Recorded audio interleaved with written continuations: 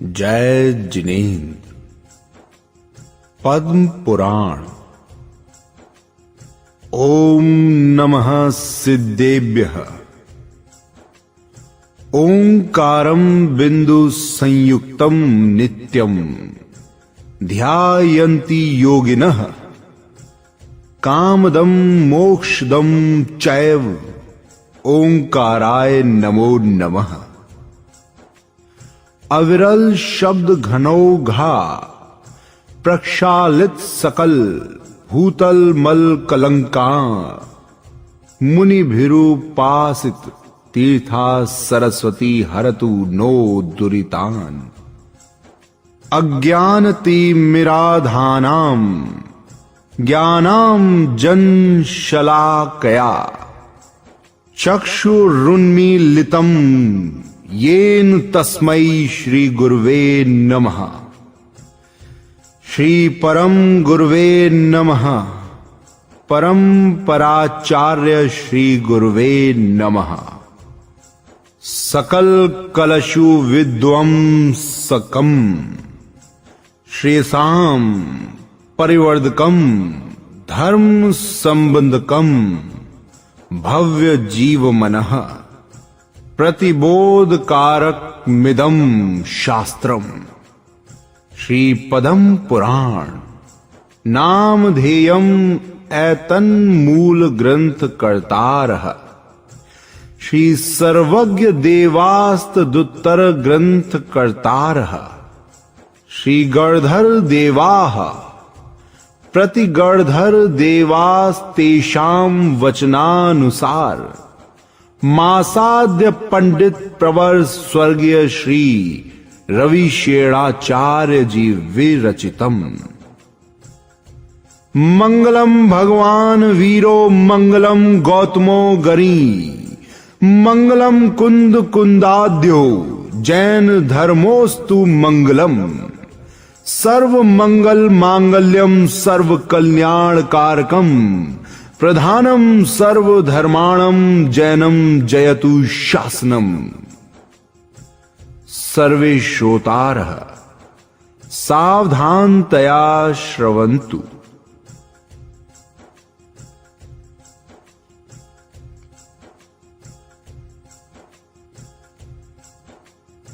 श्री वीतरागाय नमः। श्री पद्म पुराण मंगलाचरण दोहा। चिदानंद चैतन्य के गुण अनंत उर्धार भाषा पद्म पुराण की भाषुम श्रुति अनुसार। पंचम परम पद पद प्रणमी प्रणमी जिनेश्वर बानी नमी जिन प्रतिमा जिन भवन जिन मार्ग उर आनी।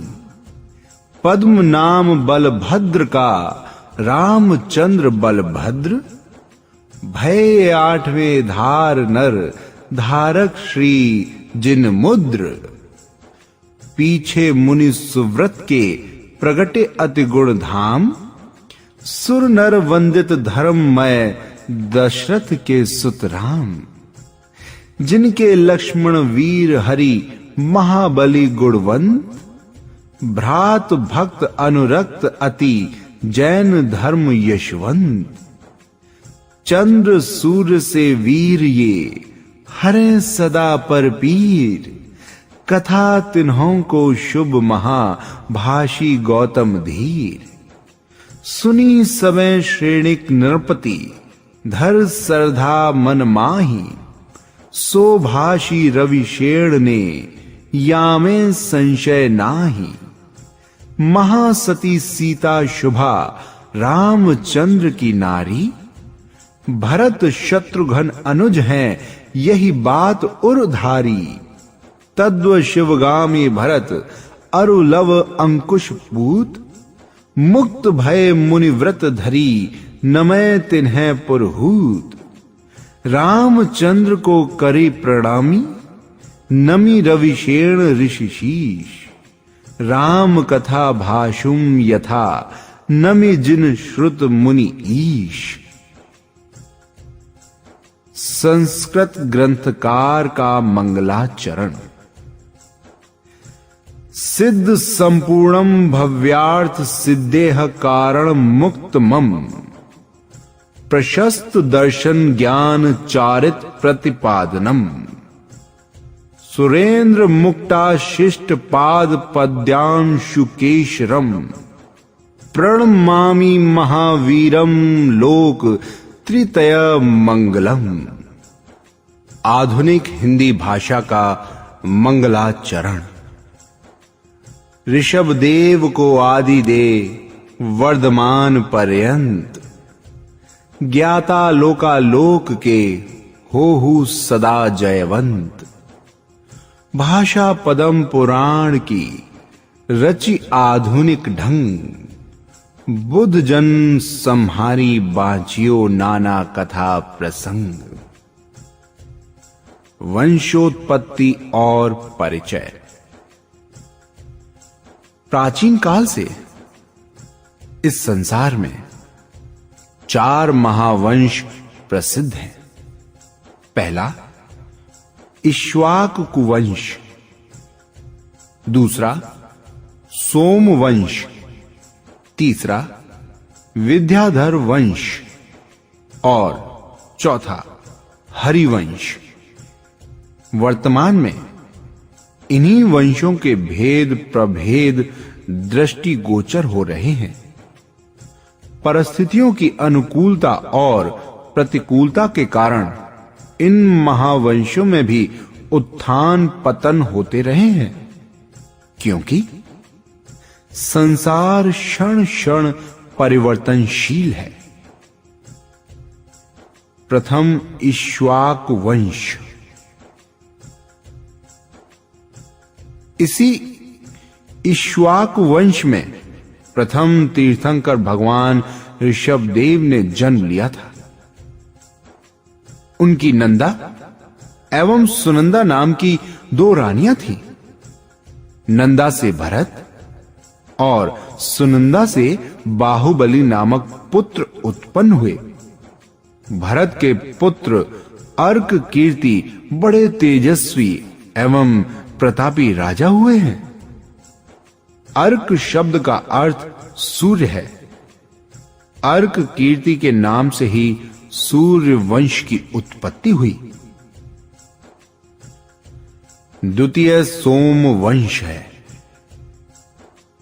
भगवान ऋषभदेव के द्वितीय पुत्र बाहुबली के पुत्र का नाम सोमयश था। इन्हीं के नाम से सोम वंश की उत्पत्ति हुई। यथार्थ में सूर्य वंश एवं सोम वंश इक्ष्वाकु वंश की ही 2 शाखाएं हैं। इन वंशों में अनेक प्रतापी प्रजापालक राजा हुए हैं तथा अपने पुरुषार्थानुसार कई निर्वाण गए, कई स्वर्ग गए एवं कई अपनी खोटी प्रवृत्तियों के कारण नरक गए। तृतीय विद्याधर वंश है। इस वंश में भी बड़े बड़े पराक्रमी महापुरुषों ने समय समय पर जन्म ले अपना व जगत का कल्याण किया है। इस वंश के मनुष्य विविध प्रकार की विद्याओं से विभूषित थे। जगत प्रसिद्ध रावण विद्याधर वंश का एक श्रेष्ठ नर रत्न था। वो कला विज्ञान का अद्वितीय ज्ञाता था। उसका जल थल एवं नभ पर पूर्ण प्रभाव था। वो राजा विनमी के वंश में उत्पन्न हुआ था। वो मांसाहार का त्यागी एवं विद्याधरों का अधिपति था। इसी भांति सुग्रीवादि भी विद्याधर मनुष्य थे, जो कि संपूर्ण कला विज्ञान के पारगामी तथा महाप्रतापी नृपति थे। ऐसे महापुरुषों को राक्षस व बंदर आदि कहना बड़ी भारी भूल है। चतुर्थ महावंश है। ये हरिवंश के नाम से भी प्रख्यात है। इस चारों महावंशों की कालांतर में अनेक शाखाएं हो गई। कोई बानर वंशी कहलाए एवं कोई राक्षस वंशी कहलाए। हनुमान बानर वंशी थे। उनके मुकुट में बानर का चिन्ह अंकित था तथा राज पताका भी बानर चिन्ह युक्त थी। इस प्रकार भिन्न भिन्न वंशों की उत्पत्ति हुई। कालांतर में बुद्धि की स्थूलता से उस समय के लोगों का विवरण अलंकार पूर्ण भाषा में होने के कारण वर्तमान में लोग उन्हें रीछ, बानर एवं राक्षस मान बैठे हैं। यथार्थ में ये सब उत्तम विज्ञान वेत्ता एवं नीति कुशल मनुष्य थे। प्रथम परिच्छेद। विद्याधर शिरोमणि राजा मेघवाहन के वंश में रक्ष नामक एक प्रसिद्ध राजा हो गया है। उनकी रानी मनोवेगा से राक्षस नामक एक पुत्र उत्पन्न हुआ। राक्षस शब्द से किसी प्रकार के निंदनीय एवं कुकृत्यों का करने वाला नहीं समझना चाहिए, जैसा कि वर्तमान समय में इस शब्द का व्यवहार पाया जाता है। मनोवेगा के राक्षस पुत्र के नाम से ही राक्षस वंश प्रचलित हुआ है। राक्षस अनुपम नीतिवान तथा विभिन्न विद्याओं का ज्ञाता विद्याधर मनुष्य था। विद्याधरों का राज विजयाद पर्वत की उत्तर तथा दक्षिण श्रेणियों में विस्तृत था। विजयाद पर्वत की दक्षिण श्रेणी में यथा नाम तथा गुणधारी राजा कीर्ति धवल बहुत प्रसिद्ध हो गए हैं। इन्होंने श्रीकंठ को बानर द्वीप दे दिया था। इस द्वीप में बानरों का बाहुल्य होने के कारण इस द्वीप का नाम बानर द्वीप हुआ। राजा श्रीकंठ का बानरों से बड़ा स्नेह था। वो सदैव अवकाश के समय बानरों के साथ अपना मनोरंजन तथा नाना प्रकार की क्रीड़ाएं किया करता था। राजाज्ञा से उसके सेवक अनेक सुंदर वानरों को पकड़कर लाते थे, जिन्हें वो बड़े ही सुंदर एवं व्यवस्थित ढंग से रखकर उनके पालन पोषण का समुचित प्रबंध किया करते थे। राजा श्रीकंठ ने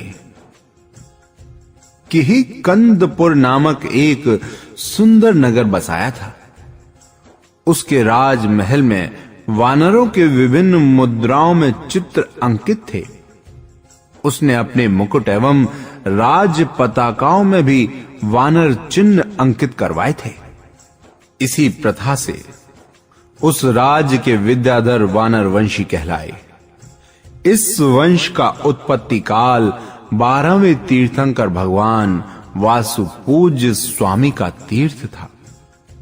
दीर्घ काल व्यतीत होने पर 20वें तीर्थंकर भगवान मुनि सुव्रतनाथ के समकालीन वानर वंश में महोदधि नामक एक पराक्रमी राजा हुआ। उस समय लंका में राजा विद्युत वाहन राज्य करता था। महोदधि एवं विद्युत वाहन में परस्पर बड़ी मित्रता थी। तात्पर्य यह है कि राक्षस वंशियों एवं वानर वंशियों में घनिष्ठ मैत्री भाव था। कुछ काल व्यतीत होने पर अश्निवेग विद्याधर के भय से राक्षस वंशी राक्षस द्वीप तथा वानर वंशी किहिकंदपुर छोड़कर अगम्य तथा सुरक्षित स्थान पाताल लंका को चले गए। इन्होंने वहां दीर्घ काल तक सुखपूर्वक जीवन व्यतीत किया। नीतिकारों ने कहा भी है कि यदि शत्रु बलवान हो तो कुछ काल तक प्रच्छन्न यानी गुप्त स्थान में समय व्यतीत करना शत्रु द्वारा अपमानित होने से कहीं श्रेयस्कर है। जब शत्रु का प्राबल्य कम हो जाए तब प्रकट होकर उसका दमन करना चाहिए। पाताल लंका में वानर वंशी राजा किहिकंद के श्रीमाला नाम की रानी से सूर्य रज तथा रक्ष रज नाम के 2 पुत्र उत्पन्न हुए। वहीं राक्षस वंशी राजा सुकेशु के इंद्राणी नामक रानी से माली, सुमाली तथा माल्यवान नामक 3 बड़े प्रतापी शूरवीर पुत्र हुए। समय पाकर तीनों पुत्र यौवन संपन्न हुए। अल्प वय में तीनों भ्राताओं ने अनेक प्रकार की विद्याएं प्राप्त की। एक दिन सावधानी हेतु राजा सुकेशु ने अपने तीनों पुत्रों माली, सुमाली तथा माल्यवान को किहिकंदपुर के दक्षिण में समुद्र की ओर जाने से मना किया। तब तीनों पुत्रों ने आश्चर्य से दक्षिण की ओर न जाने का कारण पूछा। यद्यपि राजा कारण को गुप्त रखना चाहते थे, परंतु जब उन्होंने देखा कि तीनों पुत्र कारण जानने के लिए अति उत्सुक हो रहे हैं, तब उन्होंने कहा, पुत्रों, लंकापुरी अपने कुल क्रम में द्वितीय तीर्थंकर भगवान अजीत नाथ के समय से चली आती थी। कुछ काल पूर्व राजा अश्विन वेग से अपना घोर युद्ध हुआ, जिसमें दोनों पक्षों के अगणित शूरवीर, सामंत तथा योद्धा वीर गति को प्राप्त हुए तथा अपनी मातृभूमि लंकापुरी भी अपने अधिकार से निकल गई। अब लंका में निर्धारित नामक महाबलवान विद्याधर राजा अश्विन वेग के संरक्षण में शासन करता है। वो स्वभाव से ही अत्यंत क्रूर तथा दुष्ट है एवं सदैव हमारे छिद्रान्वेषण में प्रयत्नशील रहता है। इसी कारण घोर शत्रु से सावधान रहने के निमित्त से मैंने तुम लोगों को सचेत किया है। पिता के दैन्यतापूर्ण वचन सुनकर तीनों वीर भ्राता दीर्घ निश्वास लेने लगे। उनके नेत्र अश्रुओं से भर आए। अपने बाहुबल का चिंतन कर विनयावनत होकर माली ने प्रार्थना की, पिताश्री, आप हमें उस दुष्ट निर्धात पर आक्रमण करने की आज्ञा अभी प्रदान कीजिए। माली के वचन सुनकर राजा सुकेशु कुछ काल के लिए किम कर्तव्य विमूढ़ से हो गए, परंतु कुछ पूर्वापर विचार कर तथा पुत्रों को धीर वीर एवं साहसी मानकर अत्यंत प्रसन्नता के साथ प्रचंड शत्रु निर्धारित पर आक्रमण करने की आज्ञा दे दी। पिता की आज्ञा ले तीनों रण कुशल भ्राताओं ने अपनी विजय वाहिनी के संग रण क्षेत्र के लिए प्रस्थान किया। संपूर्ण राक्षस सेना उनके साथ थी। उत्साह युक्त तीव्र गति पूर्वक गमन से लंबी दूरी को पार करने में भी कोई अधिक समय नहीं लगा। दूर से ही त्रिकुटाचल को देखकर तीनों भ्राताओं को ऐसा प्रतीत होने लगा कि मानो लंका जीत ही ली हो। तीनों भ्राता मार्ग में निर्धात के अनुचरों से युद्ध करते हुए आगे बढ़े। शत्रु सेना को सम्मुख देखकर निर्धात भी विशाल सेना लेकर रण क्षेत्र में आ गया। विद्या संयुक्त दोनों पक्षों में घोर युद्ध हुआ। गजराजों के मत से मानो आकाश ने जल का रूप ले लिया।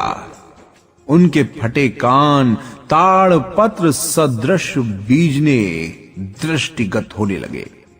संपूर्ण दिशाएं इन बीजनों की वायु से परिव्याप्त हो गईं। शस्त्रों के परस्पर प्रहार से चिंगारियों के पुंज निकल निकलकर आकाश को अग्निमय रक्त वर्ण करने लगे।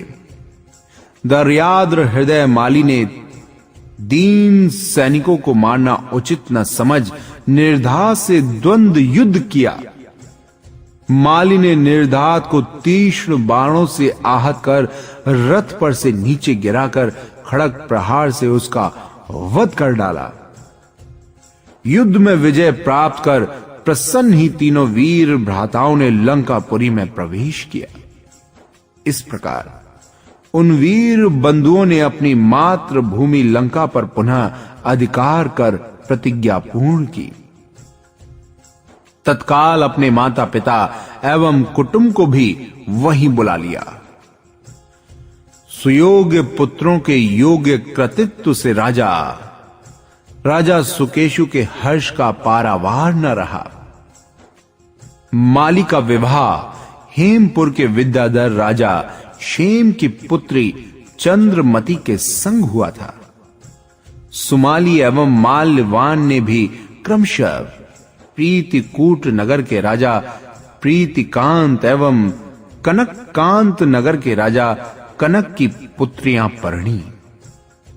अतुल पराक्रमी माली ने अपने अदम्य उत्साह एवं बल पौरुष से विजयाद पर्वत की उत्तर एवं दक्षिण दोनों श्रेणियों को अपने अधिकार में कर लिया।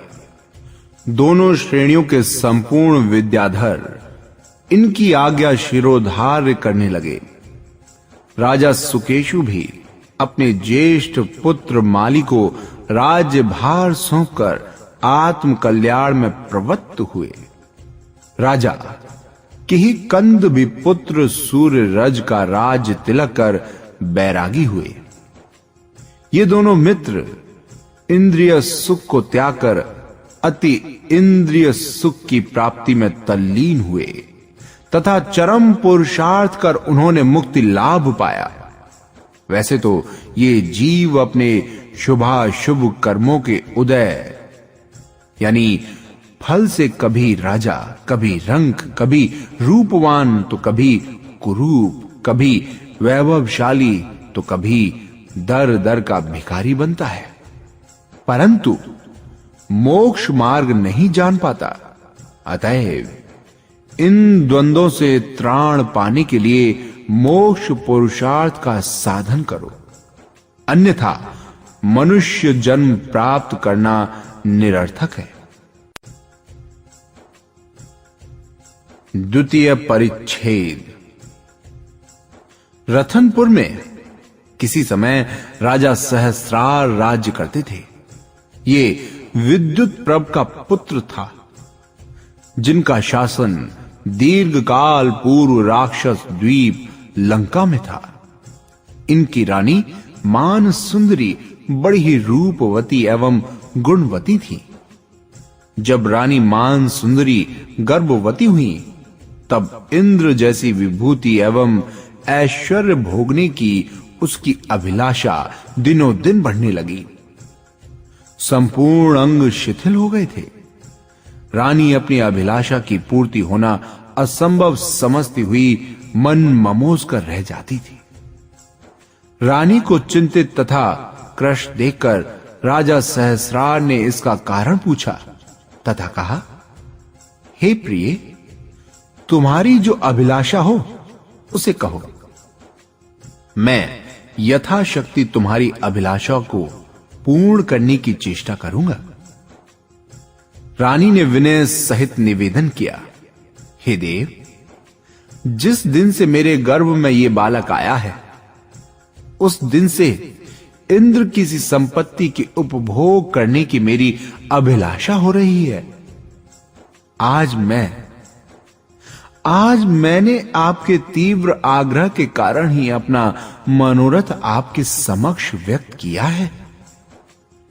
राजा भी अपनी प्रियतमा की ये सारी अभिलाषा सुनकर उसकी पूर्ति में संलग्न हो गए एवं अपनी विद्याओं के प्रभाव से उसने रानी का मनोरथ पूर्ण किया। रानी बहुत प्रसन्न हुई। उनकी देहष्टि की कांति बढ़ने लगी। उधर राजा सहस्रार का प्रताप भी दिनों दिन उत्तरोत्तर वृद्धि प्राप्त करने लगा। 9 मास पूर्ण होने पर रानी मान सुंदरी ने एक अत्यंत रूपवान एवं प्रतापी पुत्र को जन्म दिया। राजा सहस्रार ने बड़े समारोह से पुत्र का जन्मोत्सव मनाया। याचकों को मनोवांछित दान दिया। पुत्र का नाम इंद्र रखा गया। किशोर इंद्र दिनों दिन यशो वृद्धि सहित बढ़ने लगा। बालक इंद्र की बाल क्रीड़ा से समस्त कुटुंबी जन प्रसन्न रहते थे। अनुक्रम से बालक इंद्र कुमारावस्था संपन्न हुआ। उसका विस्तीर्ण वक्ष स्थल, प्रलंब बाहु, गजराज के कुंभ स्थल, सदृश सुदृढ़ स्कंद, सुगठित सुंदर सुपुष्ट जंगाएं उसके महाबलवान एवं अजेय होने की घोतक थी। इंद्र ने अपने प्रताप एवं बाहुबल से विजयार्द के संपूर्ण विद्याधर मनुष्यों को अपने अधीन कर लिया। समस्त विद्याधर इंद्र की आज्ञा शिरोधार्य करने लगे। उनकी 48 सहस्र, सहस्र यानी 1000, तो 48,000 रानियां थीं। पटरानी का नाम शची था। 26 सहस्र नर्तक एवं नर्तकियां थीं। इंद्र के समतुल्य अश्व एवं गज थे।